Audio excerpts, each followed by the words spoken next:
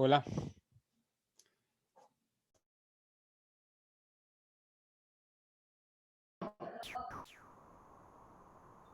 Hola, ¿no, Mariano? ¿Me escuchás? No. Sí, Francisco, te Listo. escucho. Perfecto, si querés pasarme la posta. Dale, ya ahí te pasé. Listo, genial, gracias. No, de nada, hasta luego. Abrazo.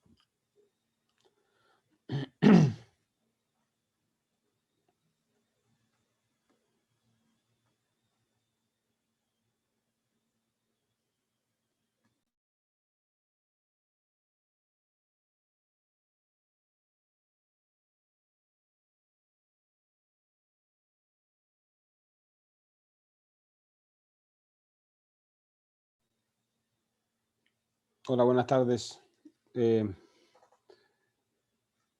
No sé si hay... Hola, Marisa. No sé si somos 4, tengo 4 nada más. No sé si somos pocos o... ¿Saben algo? Ya que han tenido clases antes, ¿sabes si somos solo 4 o hay un problema de conexión?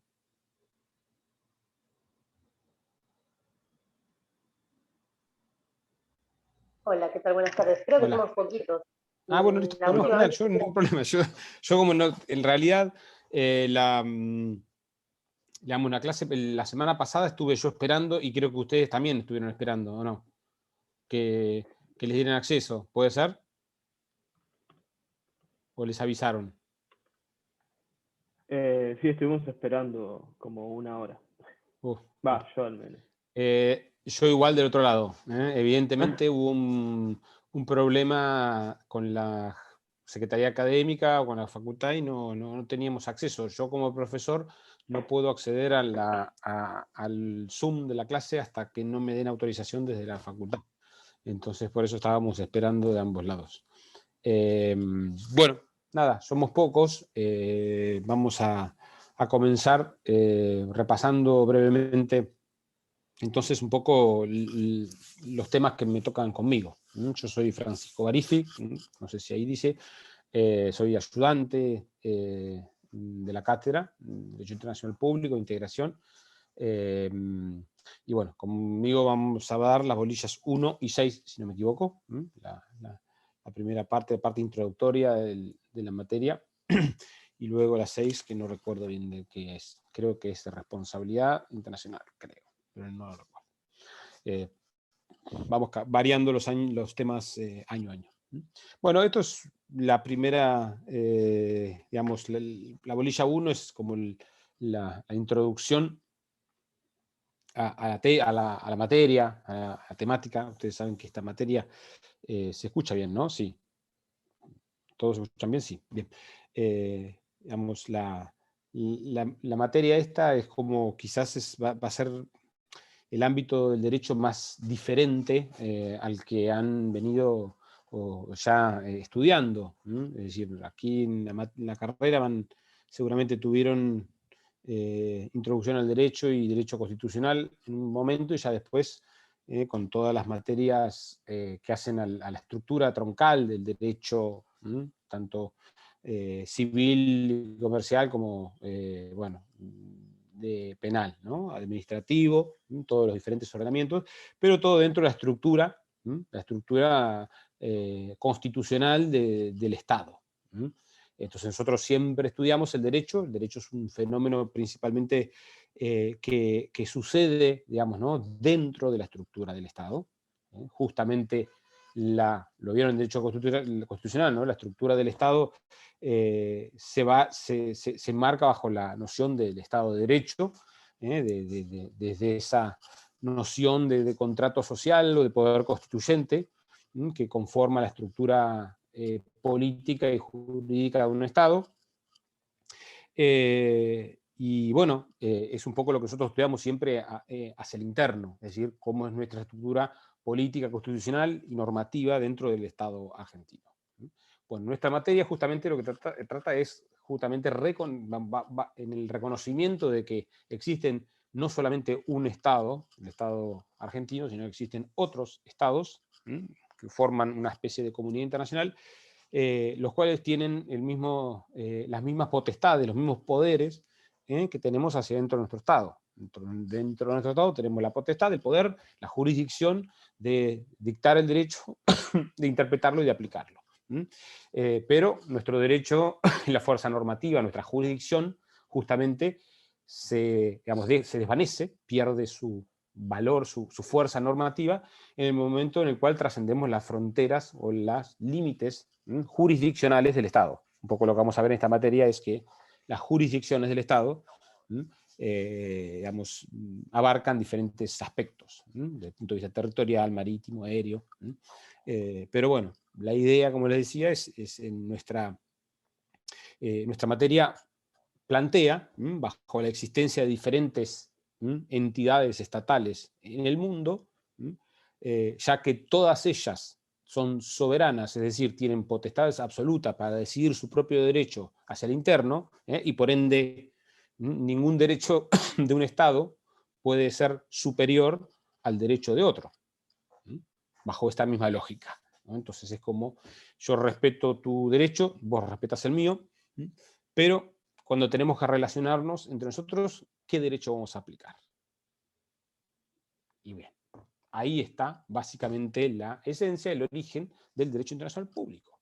Justamente en esto, bajo el reconocimiento de la existencia de diferentes comunidades, sujetos de derecho internacional, existe una igualdad, digamos, ¿no?, entre esos sujetos, frente a los cuales el único derecho posible, el único orden normativo que puede vincular, que puede ser obligatorio a la estructura soberana de un Estado, el único derecho posible bajo un ente, digamos, con potestad absoluta, soberanía absoluta, sería, ¿cuál? Aquel derecho conformado por acuerdo de voluntades entre otros sujetos de derecho internacional. Básicamente vamos a construir un orden normativo a través de acuerdos, a través de contratos, a través de tratados, a través de acuerdos. Aquí es donde un poco surge digamos, ¿no?, el origen, digamos, ¿no?, intuitivo, si se quiere, del derecho internacional público. Bien, se habla de, digamos, ¿no?, se ha definido, digamos, ¿no?, una definición de derecho internacional como un sistema de normas jurídicas que regulan las relaciones entre los sujetos de la comunidad internacional. Ahora lo repetimos y vamos a ir analizando un poquito palabra por palabra porque cada una de ellas tiene importancia conceptual para la materia. Primero, sistema de normas jurídicas. Sistema de normas jurídicas, ahí habla justamente de la noción de un sistema de normas, donde ahí vamos a ver que en el derecho internacional las normas no emanan de un poder legislativo, un poder legiferante, es decir, digamos, un parlamento, no existe algo así como un parlamento internacional que cree normas de derecho internacional.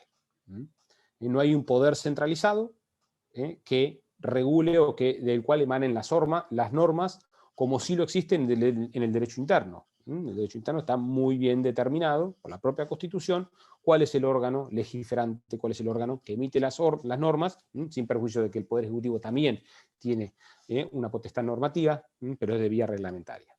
En el derecho interno está determinado quién es el órgano que es el encargado de producir las normas. Es más, cualquier otro órgano que produzca normas no son inválidas, porque es el único órgano con capacidad de emitir normas dentro de la estructura del derecho interno. En el derecho internacional eso no existe. No existe un poder legislativo, un parlamento internacional con capacidad de aprobar normas. Al menos no de carácter supranacional, veamos, al menos no órganos en los cuales el Estado no haya delegado algún tipo de soberanía o algún tipo de poder. Que luego vamos a ver que sí existen algunos órganos internacionales que pueden generar normas vinculantes para los Estados siempre y cuando los Estados hayan consentido. Pero bueno, en principio, como les decía, es un sistema de normas jurídicas, no hay una estructura orgánica en la emisión de normas. Las normas de derecho internacional tienen diferentes orígenes. Para empezar, pueden ser tanto de fuente consuetudinaria como de fuente convencional, es decir, a través de acuerdos, de tratados, o a través de costumbre. Y además, obviamente, se encuentran esparcidas a lo largo de toda la comunidad internacional. No existe una unificación. Vamos a ver sí que existe una organización internacional, que son las Naciones Unidas, que intenta en algún punto ordenar digamos, ¿no?, el desarrollo del derecho internacional, pero eso no implica que la Organización de Naciones Unidas sea un órgano ejecutivo y legislativo a nivel internacional. Bien, entonces sistema de normas jurídicas que regulan las relaciones entre los sujetos de la comunidad internacional. Aquí son dos conceptos que son importantes. La noción de sujeto, ¿quiénes son los sujetos? Dice de la comunidad internacional. Por un lado, ¿existe una comunidad internacional? No sé, digamos, creo que es una pregunta válida. Pareciera, desde el derecho internacional se afirma de que existe algo así como una comunidad internacional, en el sentido de que existe algo más que estados soberanos, aislados, territoriales, tribus organizadas por cultura, por lengua, por tradiciones, ¿no? Pero bueno, parecía como que existía algo así como una comunidad internacional, pero esta última pandemia pareciera como que nos empezó a evidenciar que quizás esa comunidad internacional en realidad no existe. Al menos hay que ver que no parecen haber habido ni grandes consensos internacionales ni grandes coaliciones internacionales en torno a la lucha contra una pandemia. Eso realmente es inentendible desde el punto de vista orgánico, ¿no? Paralizado justamente un poco, está bien, hubo unas malas jugadas de Estados Unidos, si se quiere, o de los líderes mundiales, quizás atacando mucho a la Organización Mundial de la Salud, y quizás sin tener demasiada conocimiento sobre las potestades que tiene la OMS, que son muy limitadas, ¿no?, como para actuar. No es la Organización Mundial de la Salud la que tiene la posibilidad, o tendría la posibilidad de gestionar una pandemia mundial. Es un órgano técnico, la OMS, entonces subsidiario del sistema de Naciones Unidas, que no tiene potestad sobre ningún Estado. Entonces, evidentemente una coalición, digamos, una respuesta de una comunidad internacional, de una organización internacional, o de la existencia de algo así como un interés en la humanidad, más allá de las nacionalidades, de que cuántas vacunas vienen para este lugar o cuántas vacunas van para el otro. Existe algo así, ¿no? Parece inentendible, no sé, si alguno quiere opinar, digamos, estaría piola, ¿no? Pero como profesor y justamente haber analizado la comunidad internacional y el derecho internacional por muchos años, a mí me sorprende muy negativamente, ¿no? Me decepciona mucho que el mundo no haya o no pueda hacer una gran coalición internacional de gestión de pandemia, ¿no? Unificando patentes de vacunas, ¿no? Estableciendo una vacunación universal, gratuita, equitativa para todo el mundo, pero bueno, pareciera como que esta pandemia también saca a relucir lo peor de nosotros también, ¿no? Y también de la comunidad internacional, y de cómo los estados y las empresas y las corporaciones están dominando un poco el escenario de lucha contra la pandemia, ¿no? Cuando debería ser de otra forma. Pero bueno, ¿quiénes sujetos de la comunidad internacional? ¿Quiénes son los sujetos de la comunidad internacional? Nosotros dijimos que nace perdón, el derecho internacional con digamos, ¿no?, como una forma de relación, de establecer relaciones mínimas entre sujetos soberanos, entre estados. Entonces, claramente, digamos, ¿no?, el origen, la esencia del derecho internacional, los sujetos necesarios, si se quiere, del derecho internacional son los estados. Usted mira, bueno, ¿qué entra dentro de Estado o no entra dentro de Estado? Bueno, ahí vamos a estudiar a lo largo de la materia cuáles son los elementos constitutivos de un Estado, cuando se considera que un Estado tiene los elementos necesarios para ser un sujeto de derecho internacional, pero también es cierto que vamos a ver que esas caracterizaciones, esos requisitos también han dado lugar a muchas controversias, ¿no? Abiertas inclusive al día de hoy. Pero lo cierto es que, como les decía, si bien los estados son los principales sujetos, y esto lo vamos a ver en una bolilla específica sobre sujetos de derecho internacional, que básicamente, ustedes ya saben a esta altura de haber estudiado el derecho, la estructura jurídica de un conjunto normativo, que el sujeto de derecho, quien se es sujeto para el derecho, digamos, cuando uno tiene justamente capacidad de interactuar con la norma, es decir, contraer derecho y adquirir obligaciones. Ser sujeto en algún punto tiene que ver con poder ostentar el derecho y poder ejercerlo. Y así es donde el derecho internacional, vamos a ver en subjetividad, que va evolucionando desde un sistema casi restrictivamente o exclusivamente de una subjetividad estatal, es decir, los estados los únicos sujetos de derecho internacional, que todavía es una tendencia que el derecho internacional mantiene fuertemente, porque no deja de ser un ámbito en el cual se establecen las relaciones soberanas entre estados. Y entonces los estados no son muy reacios a admitir, digamos, ¿no?, más sujetos de las relaciones internacionales. Pero bueno, sin perjuicio de eso, necesariamente el derecho internacional ha ido evolucionando, creando nuevas subjetividades, es decir, nuevos sujetos que pueden adquirir derecho a contraer obligaciones. Entre ellos, obviamente, en primer lugar, las organizaciones internacionales, como decía, como la ONU, pero también otras organizaciones internacionales como el Mercosur, como puede ser, la Unión Europea, como puede ser la OEA. Son, digamos, ¿no?, organizaciones internacionales que adquieren una cierta subjetividad internacional.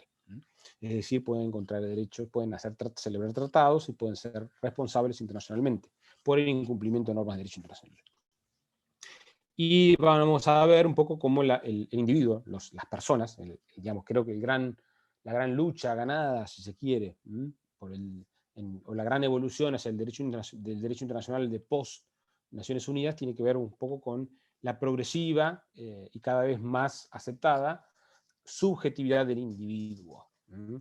Porque la idea de que nosotros como personas tengamos derechos más allá de la tutela o la jurisdicción de nuestro Estado, implica la esencia justamente de un derecho humano, de un derecho por encima de digamos, ¿no?, del orden normativo interno, ¿no? Entonces, justamente, bueno, vamos a ir viendo cómo el individuo va a ir adquiriendo cada vez más una subjetividad internacional.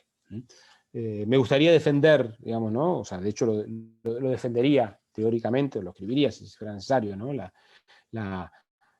la cuestión, ¿no? Pero yo entiendo que, por ejemplo, con lo que está sucediendo actualmente, digamos, existe un derecho humano, digamos, de todas las personas de la comunidad internacional a acceder a una protección, digamos, ¿no?, para la salud y sobre todo de inmunización, digamos, ¿no?, de la pandemia en condiciones de equidad, digamos, ¿no?, y sin la intervención, digamos, ¿no?, ni manipulación por parte de los gobiernos y de las corporaciones. Y creo que eso es un derecho que va mucho más allá de cómo, digamos, de que si estoy en tal o cual país, o si tengo un pasaporte de un color o de otro color.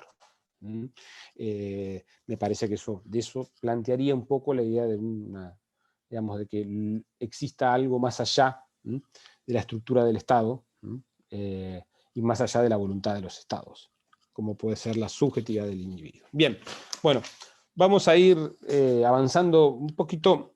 Esto es como una primera introducción para ponernos en contexto y entender un poco de qué va la materia, ¿no?, del ámbito en el cual nos encontramos. Como les decía, porque es una materia en la cual, digamos, la lógica de su estructura orgánica o sí, de su sistema normativo es muy diferente a lo que estamos acostumbrados, donde les decía hay un poder ejecutivo, un poder legislativo y un poder judicial muy determinado, centralizado y organizado. En el derecho internacional eso no existe.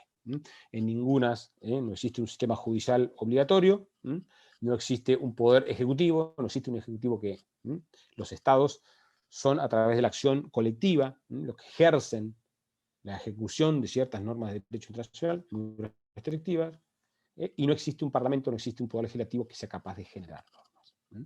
Eso no quiere decir de que no existe un poder ejecutivo o acciones ejecutivas de carácter internacional.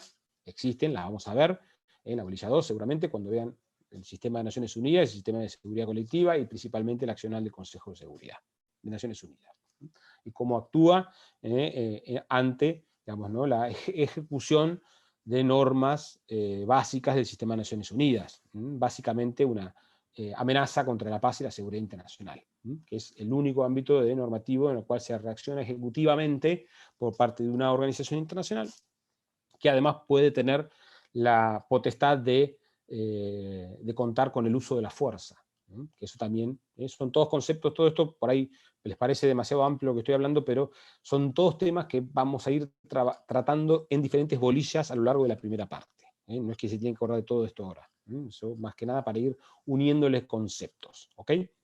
Bien, lo que sí es más de, digamos, ¿no?, de exclusivamente de esta primera parte, y que no vamos a reiterar, digamos, ¿no?, en otras bolillas, es un poco más allá de esta conceptualización, digamos, ¿no?, de esta definición que hice de derecho internacional, un poco cómo ha ido evolucionando históricamente el derecho internacional.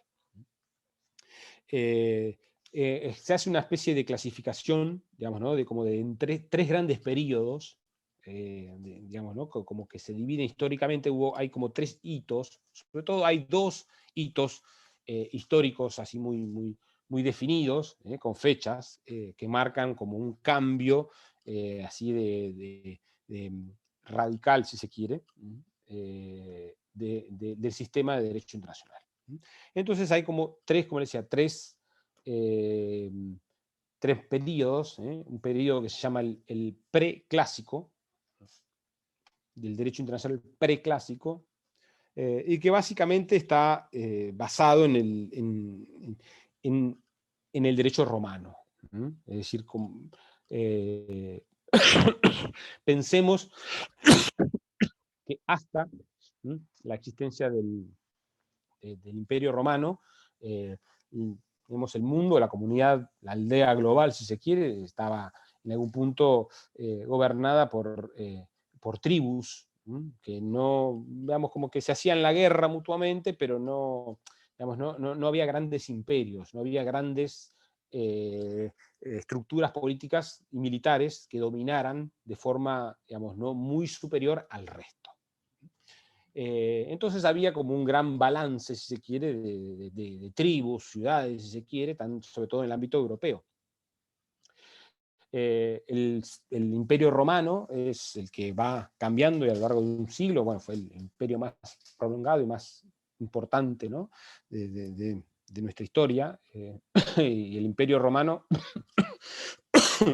perdón, el Imperio Romano, Dios, es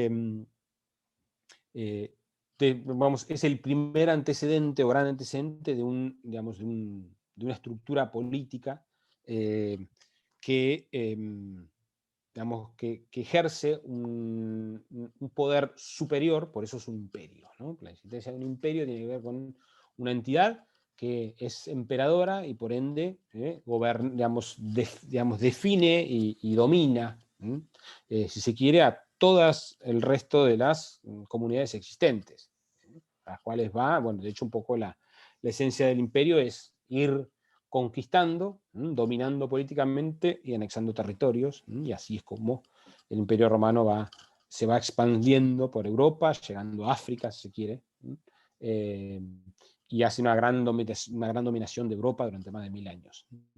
Bueno, en el Imperio Romano, o en el derecho romano, por decirlo de una forma, surge digamos, ¿no? la primera génesis, si se quiere, de algo parecido al derecho internacional, que es el primer antecedente, y es lo que se denominaba en el derecho romano el ius gentium. Ius gentium, derecho de gentes, o derecho de la gente. Ius gentius es un poco el conjunto, digamos, ¿no? El derecho vamos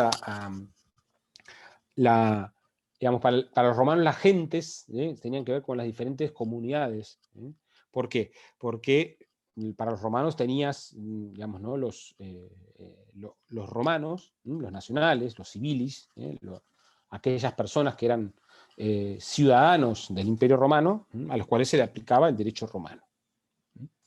El derecho romano, como lo hemos estudiado y como base de nuestro derecho civil, era el derecho que se le aplicaba obviamente a los ciudadanos romanos, no a los extranjeros y mucho menos a las tribus que fueran conquistando.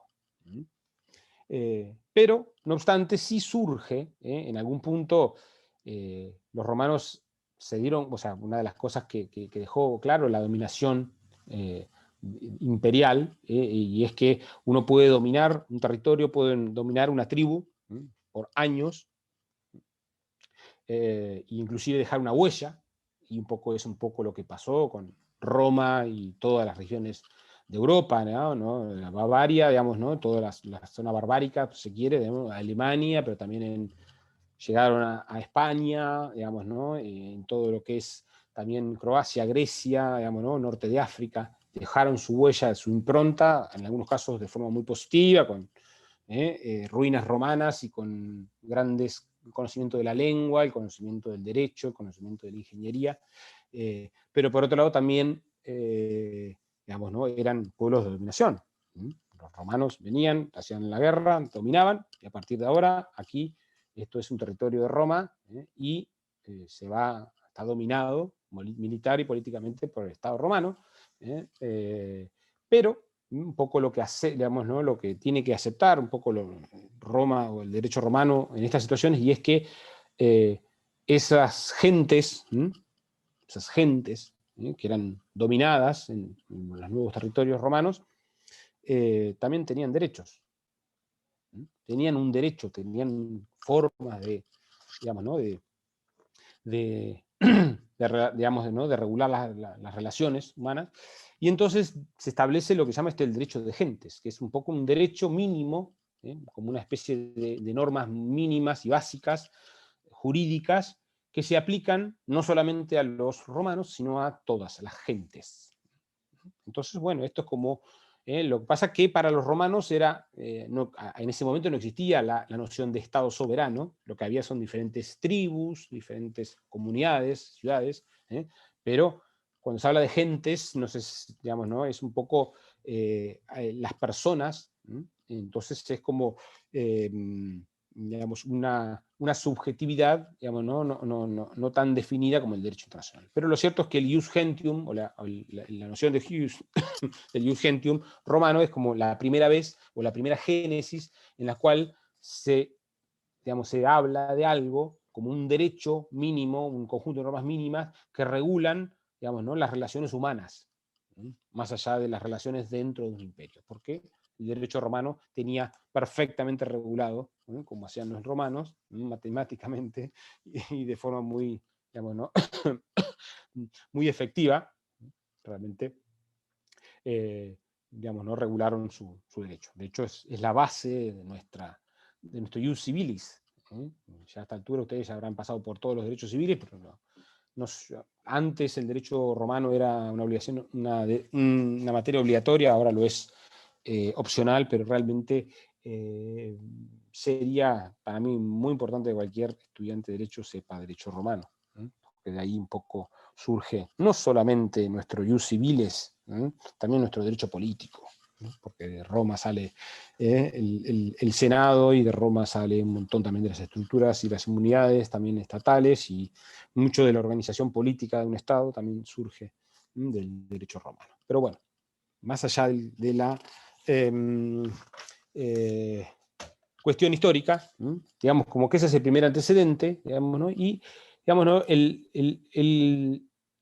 Digamos, como la era del derecho internacional cambia, o el hito que marca un cambio así de era, es el que se denomina la paz, paz con Z, de Westfalia. Westfalia, obviamente, que es un lugar en Europa, Westfalia, la paz de Westfalia, que obviamente da digamos, ¿no?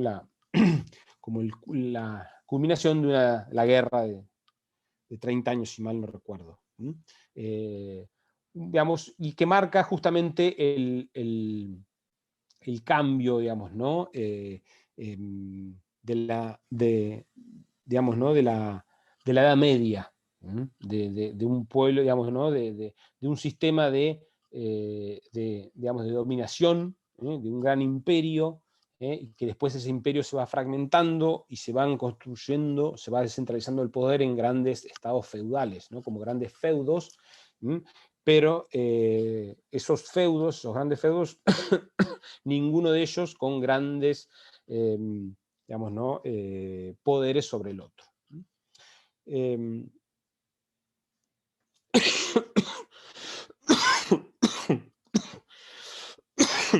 La paz de Westfalia, que es en 1648, pone fin a la guerra de 30 años, ¿no? Entre católicos y protestantes,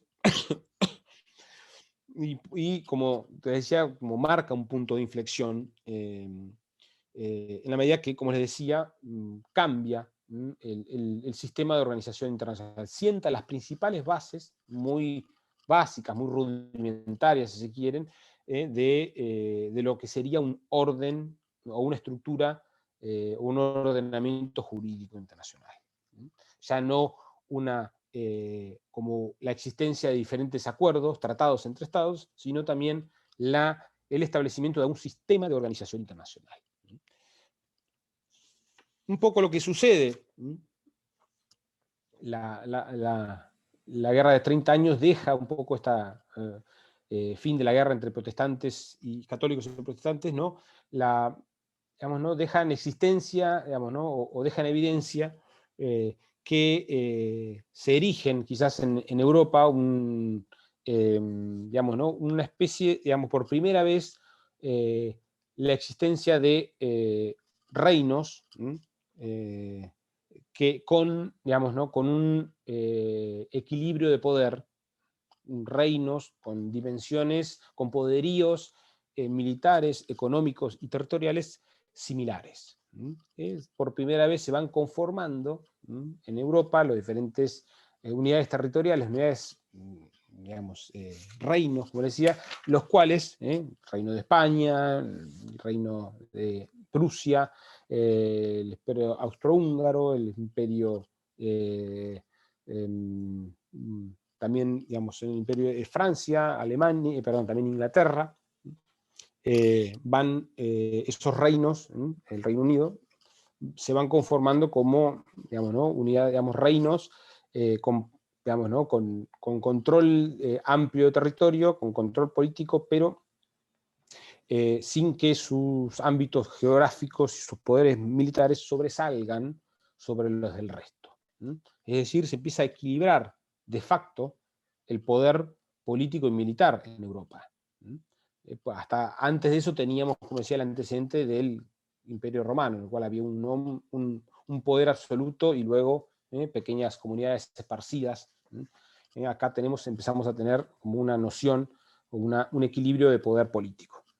Y esto permite justamente la paz de Westfalia, da lugar a un acuerdo, un tratado, el Tratado de Westfalia, que establece unos ciertos principios básicos para el derecho internacional, que luego son recogidos por el sistema de Naciones Unidas y son válidos a día de hoy. El primero es el principio de igualdad soberana de estados. Hasta ahora no existía, había, como decía, el imperio y los bárbaros, si se quiere. Después venían los feudos, los reinos, pero hasta ahora no existía la idea o la noción de que existe una igualdad soberana de Estado. Un poco lo que se plantea, esto que les decía de los estados, que cada uno de ellos tienen grandes poderíos, se encuentran en un lugar y dicen, bueno, yo, digamos, ¿no? Tengo soberanía sobre mi territorio, y el que está del lado de enfrente dice, yo tengo soberanía sobre mío. Eso implica que vos sos igual a mí. Hay igual de soberanía. A mí, yo tengo tanto derecho de que vos respetes mi soberanía como que yo respetar la tuya. Es un poco la forma en la cual por primera vez los estados, las unidades de poder, se empiezan a relacionar de una forma basados en un principio de igualdad soberana. En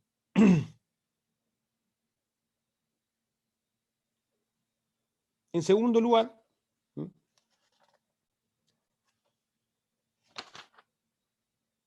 se establece justamente digamos, ¿no? el sistema o el de equilibrio de poder. Es decir, se plantea que las relaciones internacionales van a, o la paz entre las naciones, dependerá de la existencia de un equilibrio del poder. En la medida en la cual haya un equilibrio de poder, en la cual existe una igualdad soberana, digamos, un respeto de la soberanía, existirá la paz entre los estados. Dice, el espíritu que deja Westfalia es que la limitación de los propios deseos del poder y la expansión asegura, de alguna manera, que los otros estados respeten la integridad del espacio soberano ajeno.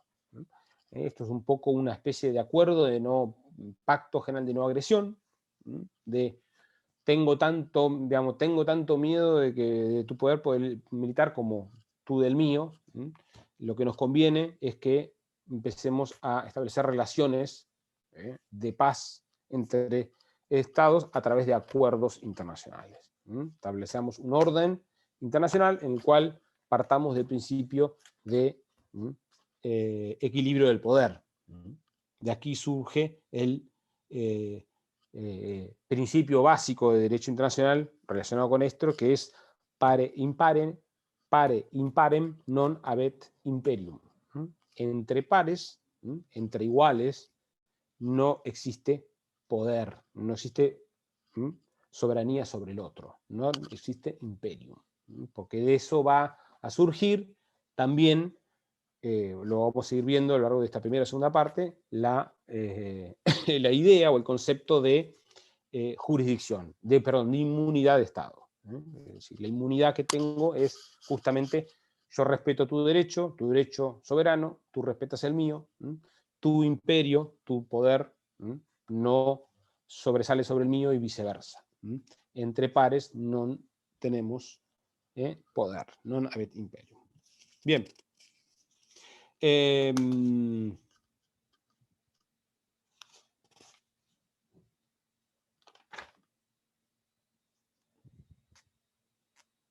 Bien, vamos a, porque quiero seguir, todavía me queda un poco para terminar con esta primera clase, pero bueno, ya como les di demasiada información, vamos a dejar por acá y seguimos el martes que viene.